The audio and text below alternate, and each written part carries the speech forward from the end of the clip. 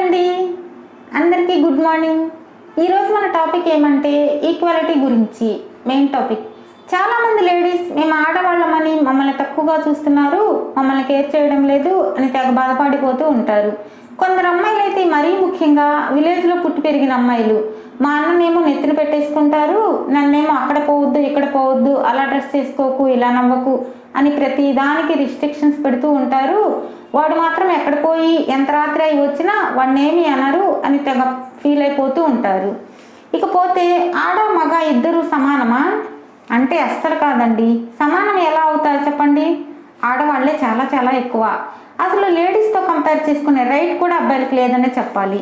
ఎందుకంటే అండి, అమ్మాయిలు పుట్టిన దగ్గర నుండి వాళ్ళు చదువుకొని జాబ్ చేసినా చేయకున్నా ఇంట్లో కూర్చున్నా వాళ్ళనేమి ఇది చెయ్యి అది చెయ్యి అని ఫోర్స్ చేయరు.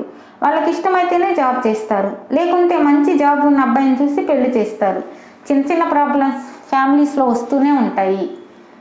సంపాదన పరంగా మాత్రం అమ్మాయిలు సేఫ్ అనే చెప్పాలి. సంపాదించినా లేకున్నా ఇంట్లోనే ఉంటారు మోస్ట్లీ 90%. కానీ పాపం అబ్బాయిల పరిస్థితి మరీ దారుణం కదా. వాడు స్కూల్ సరిగా పోకున్నా ఒరే ఏదో ఒక ఉద్యోగం లేకుండా దేనికి పనికి రాకుండా పోతావురా అంటారు కదా. వాడు పుట్టుకతోనే జీరో వాల్యూతో పుడతాడు. వాడికి వాడే బిల్డ్ చేసుకుంటూ చదువు అయ్యాక ఏదో ఒక జాబ్ కానీ బిజినెస్ కానీ ఖచ్చితంగా చేసి తీరితేనే వాడికి పెళ్లి యోగం, లేదంటే వాడికి పిల్లని కూడా ఎవరు ఇవ్వరు కదా. బాగా రిచ్గా ఉన్న ఫ్యామిలీస్లో అబ్బాయిలకైనా సరే వాళ్ళ పెద్దవాళ్ళు ఎంత సంపాదించారు అన్నది కాదు, వాడు ఏం పని చేస్తున్నాడు, ఫ్యామిలీని బాగా చూసుకోగలడా లేదా అని ఆలోచిస్తారు. అంతెందుకు, అమ్మాయిలు చాలామంది కంపారిజన్ ఎలా ఉంటుంది అంటే వాళ్ళు ఏదో పొడుచు చేస్తారు, మేమేమి చేయలేమేమో అని తెగ ఇన్ఫీరియర్గా ఫీల్ అయిపోతూ ఉంటారు. అక్కడ అంత లేదమ్మా, అంత బిల్డప్, కానీ బిజినెస్ ఏమి ఉండదు అక్కడ. అబ్బాయిలు చేసే ఏ వర్క్ అయినా వాళ్ళు 10 డేస్లో నేర్చుకునే పనిని అమ్మాయిలు 2 డేస్లో నేర్చుకోగలరు. అవునండి, అమ్మాయిల బ్రెయిన్ అంత షార్ప్గా ఉంటుంది. దేనిలో చూసిన అమ్మాయిలు సగం కాదు 75% ఎక్కువే అన్నిట్లో కూడా. కొంతమంది వాళ్ళకు వాళ్ళే తక్కువ చేసుకుని లో అయిపోతూ ఉంటారు. అది మీ కర్మ. అంత ఎందుకు, ఏకంగా మన దేశాన్ని భరతమాత అని స్త్రీగా సంబోధిస్తున్నాం. మనం నివసించే భూమిని భూమాత అని సంబోధిస్తాం. ప్రకృతిని కూడా ప్రకృతి మాత అంటాం. వీచే గాలి, తాగే నీరు, అందానికి ఆలవాలమైన ప్రకృతి అన్నీ స్త్రీ స్వరూపాలే. మన వాళ్ళు స్త్రీకి అంత గౌరవం ఇచ్చి ఆకాశం అంత ఎత్తులో మనల్ని కూర్చోబెడితే మీకు మీరే తగ్గించుకొని కింద ఉన్న వాళ్ళతో కంపేర్ చేసుకుని మీ స్థాయి మీరే ఎందుకు తగ్గించుకోవడం చెప్పండి? అంత ఎందుకు, దేశాన్ని శాసించే ప్రధాని కూడా వాళ్ళ అమ్మ పాదాలకు నమస్కరించి బయటకు వచ్చేవారు. మనం చాలాసార్లు చూసినాం కదా. అక్కడ ఎవరు గొప్ప? ఒక కింద స్థాయి నుండి ఎంతో కష్టపడుతూ తన మెదడుకి పొదలు పెడుతూ తన స్వశక్తితో ఒక్కొక్క మెట్టు ఎదుగుతూ ఒక దేశాన్ని శాసించే స్థాయికి ఎదిగిన గొప్ప వ్యక్తి ఆయన. అందరికీ తెలుసు.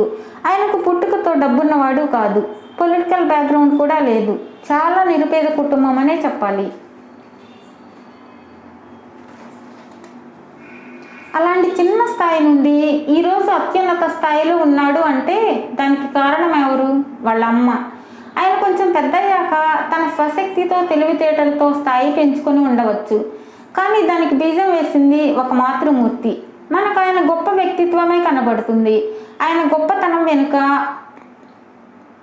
ఆయన తల్లి కనపడని కష్టం, మంచి వ్యక్తిగా మలచటానికి ఆమె చేసిన త్యాగం ఆయనకు మాత్రమే తెలుసు.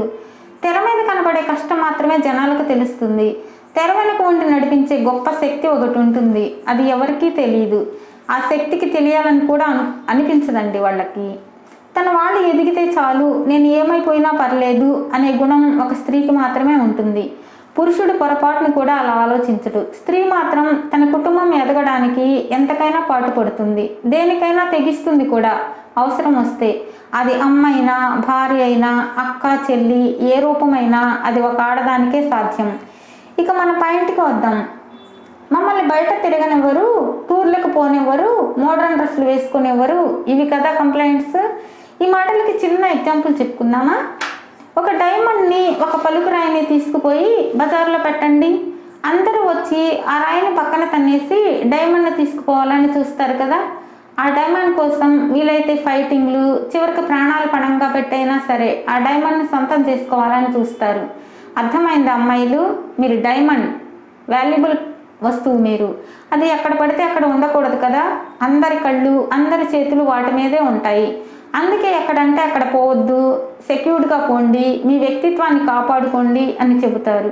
కానీ మీరంటే ప్రేమ లేక కాదు, తక్కువ భావంతో కాదు, మీకేమీ కాకూడదు, జనాల్లో చెడ్డ పేరు రాకూడదు అనే భయంతో మాత్రమే మిమ్మల్ని కంట్రోల్ చేస్తారు అంతే.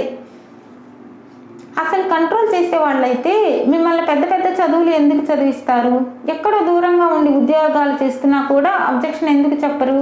అవన్నీ ఆలోచించరా మీరు? ఏదో ఒకటి పట్టుకొని మిమ్మల్ని మీరే లో చేసేసుకుంటారు. ఇక బట్టల విషయానికి వస్తే మనం వేసుకున్న డ్రెస్సును బట్టి బయట మనకు వాల్యూ ఉంటుంది.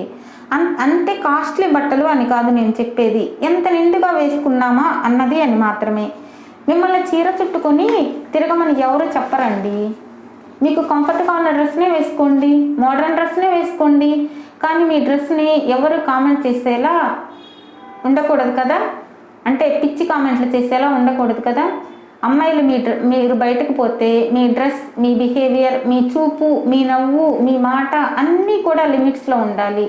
మీ పర్సన్ దగ్గర అంటే మీకు ఎవరు ఉంటారు కదా మీ ఫ్రెండ్స్, వాళ్ళు బెస్ట్ ఫ్రెండ్స్, వాళ్ళ దగ్గర మాత్రమే మీరు వెకిలిగా చిలిపిగా ఎలా ఉన్నా పర్లేదు, కానీ అలా అందరి దగ్గర పనికిరాదు. అలా లిమిట్స్లో ఉన్న అమ్మాయిని చూడాలన్నా పలకరించాలన్నా అవతల వాళ్ళు భయపడాలి. అలా ఉండాలి మీ వ్యక్తిత్వం. అలా ఉన్నవాళ్ళు బయటకు పోయినా ఎక్కడ పోయినా ఇంట్లో వాళ్ళు కూడా ఏమి అబ్జెక్షన్ చెప్పరు, వాళ్ళకి భయం కూడా ఉండదు. మనం జాబ్ చేసే దగ్గరైనా చదువుకునే దగ్గరైనా తామరాకు మీద నీటి బొట్టులా ఉండాలి. ఇకపోతే మహిళా సాధికారత. అసలు మహిళల్లో ఉన్న తెలివితేటలను టాలెంట్ను బయటకు తీస్తే ఆమె సాధికారత సాధిస్తుంది. మీరేం స్పెషల్గా ఆమెకు చేయక్కర్లేదు. మీరు మహిళలకు ఫ్రీ బస్సులు, పెళ్లికి బంగారం పథకాలు ఏవేవో ప్రకటిస్తారు. అసలు ఆమె ఒక బంగారం. ఆమెకు మీరిచ్చే బంగారం ఏమి, ప్రతి ఒక్కరిలో ఏదో ఒక టాలెంట్ తప్పకుండా ఉండే ఉంటుంది. దానిని మీరు గుర్తించి నీకు నేనున్నాను అని భరోసా ఇవ్వండి, మానసిక ధైర్యాన్ని ఇవ్వండి. నీకు ఏం రాదు, నీకు ఈ వర్క్ నేర్చుకోవాలంటే చాలా ఇయర్స్ పడుతుంది, అలాంటి చీప్ మాటలు మాట్లాడకండి. మీకు నచ్చకుంటే సైలెంట్గా ఉండండి, ఇష్టం లేకపోతే నోరు మూసుకుని ఉండండి. తెలిస్తే చెప్పండి, లేకపోతే లేదు అని చెప్పండి, అంతే. మీరు కూడా మిమ్మల్ని చీప్గా మాట్లాడే వాళ్ళని అవాయిడ్ చేయండి. వాళ్ళతో ఉంటే మిమ్మల్ని మీరు డౌన్ చేసుకోవడమే. ఇకపోతే మహిళలకు ఆ పథకాలు ఈ పథకాలు ఇచ్చారు, బాగానే ఉంది, కానీ మీరు ఎందుకు ఇస్తున్నారో అది అందరికీ తెలుసు. వాళ్ళకి మీరు ఏదో ఇచ్చామని చేతులు దులిపేసుకోవడం కాదు. వాళ్ళ లైఫ్కి టాలెంట్కి సరితూగేలా, అంటే వాళ్ళ లైఫ్లో ఎవరి మీద డిపెండ్ కాకుండా ఆర్థికంగా వాళ్ళకి వాళ్ళే నిలబడి మరికొందరికి ఉపాధి కల్పించగలిగేలా వాళ్ళ జీవితానికి జస్ట్ బాటలు వేయండి చాలు. చెప్పాను కదా వాళ్ళ పవర్స్ తెలివితేటలు ఎక్కువని లేడీస్కి. వాళ్ళే ఆ బాటలో పోయి ఒక్కొక్క మెట్టు ఎదుగుతూ డెవలప్ అవుతూ ఉంటారు. ఎవరి సహాయం కోసం ఎదురు చూడకుండా వాళ్ళు 10 మందికి సహాయం చేసేలా తయారవుతారు. That is women power. అది వారికి మీరు ఇచ్చే నిజమైన మహిళా సాధికారత. ఆమెలోని శక్తి సామర్థ్యాలను వెలికి తీసి ప్రోత్సాహం కల్పిస్తూ నేనున్నాను అని భరోసా ఇచ్చి మానసిక స్థైర్యాన్ని ధైర్యాన్ని కల్పించి వెన్ను తట్టి ప్రోత్సహిస్తే చాలు, ఆమె ఎదిగిపోతుంది. మీరేమీ బిస్కెట్స్ వేయ అవసరం లేదు. సరే, ఇప్పటికే చాలా టైం ఎక్కువైంది కదా. Bye bye, thank you, good night all of you, bye.